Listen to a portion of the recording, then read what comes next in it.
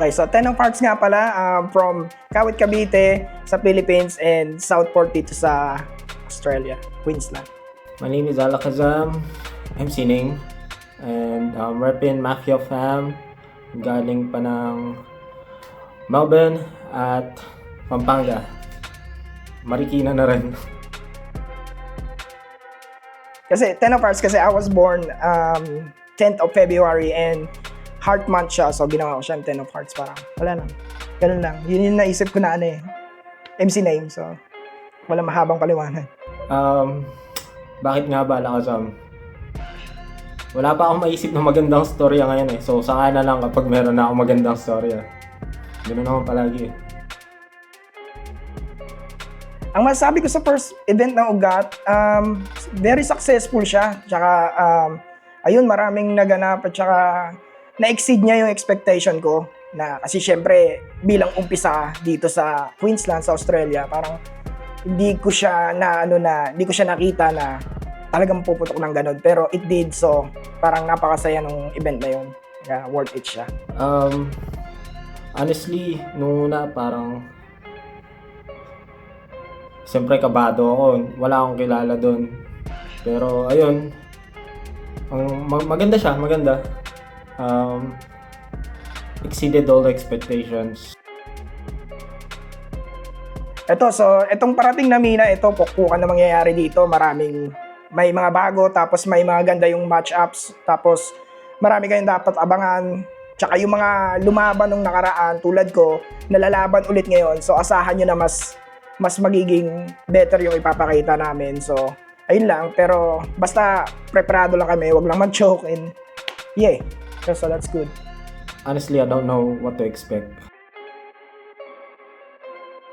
Ayun, ang message ko sa mga manonood ng live, enjoy nyo lang yung laban, supportahan nyo syempre, tapos respect the MCs, kasi nung mga nakaraan merong mga hindi maganda nangyari, pero yun lang, respeto lang kasi siguro hindi nyo trip yung ibang bumabattle, pero unfair kasi sa ibang nanonood din na inaabangan nyo yung gusto nilang na lumaban.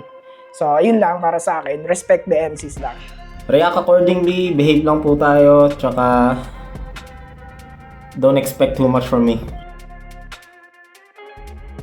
Kay Alakazam, napakatindi nitong kalaban na ito. Napakatindi nito ni Alakazam. Si Alakazam ay isa sa mga nag-stand out talaga nung Ugat event. Talagang isa siya sa talagang nagpasabog doon. So, napakataas na respeto ko sa kanya. Kaya napakalaking karangalan sa akin na maitapat ako sa kanya. So, kasi syempre matagal na rin siya sa industry. Tapos ako, bago lang ako. Parang napakalaking karangalan sa akin na maitapat ako sa kanya. Kaya, ayun lang, good luck sa amin dalawa. Tsaka, ayun, bibigyan ko siya ng maganda laban. Kahit manalo matalo, bibigyan ko siya ng maganda laban. Masasabi ko kay 10 of Hearts, ganito lang.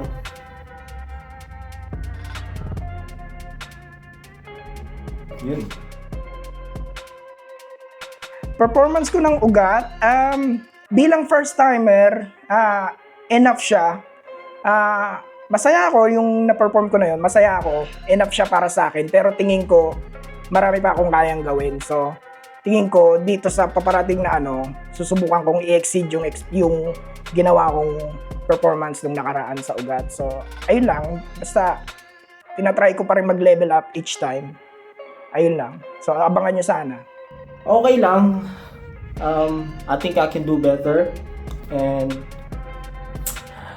ayun, siyempre maraming after nung event na yun, siyempre ewan ko, siguro maraming nag-expect pa sa akin. So, ayun, nakaka-pressure kung paano ko tatapatan yung last performance ko. Pero sa tingin ko okay naman. Kaya nating tapatan yan. So, iniimbitahan ko kayo sa paparating na event na URBL Pinamagatang Mina dito sa The Room, Woodridge. Same place siya kung saan nangyari yung Ugat event. So, sana supportahan nyo, sana makanood kayo. Mas iba pa rin pag live. Ini-invite ko kayong pumunta sa The Room, Woodridge. Ang event natin is Mina sa September 14.